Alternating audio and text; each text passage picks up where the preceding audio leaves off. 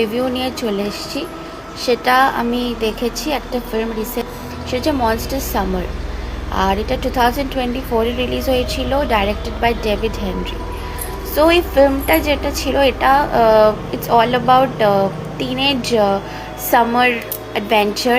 It's a horror film এবং এটা mainly বাচ্চাদের জন্যেই, বাচ্চারা মানে টিনেজার বাচ্চাদের জন্যেই, এবং যারা বড়রা লাইক আমার খুব অ্যাডভেঞ্চার হরর মুভি খুব ভালো লাগে। সো অ্যাডভেঞ্চার হরর মুভি তাদের জন্যে, যারা ভালোবাসে তাদের জন্যে এই মুভিটা, ঠিক আছে? তো তোমরা এটা দেখতে পারো। আর mainly the film is about group of friends, তারা 4 জন থাকে।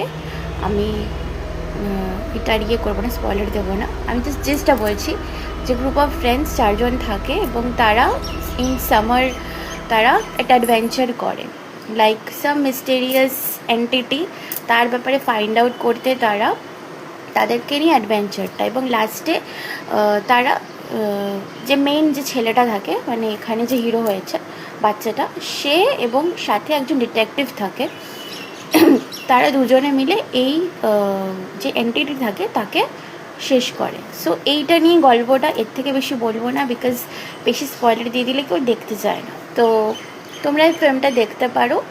এটা ভালো মুভি, বাচ্চাদের খুব ভালো লাগবে, বড়দেরও ভালো লাগবে, যারা অ্যাডভেঞ্চার পছন্দ করে, যারা ফ্যান্টাসি হরর অ্যাডভেঞ্চার এসব পছন্দ করে, তাদের জন্যে ভালো লাগবে। তো তোমরা এই ফিল্মটা দেখতে পারো এবং দেখে প্লিজ আমাকে জানিও কমেন্টসে কি কীরকম লাগলো। ওকে, হ্যাভ এ নাইস ডে।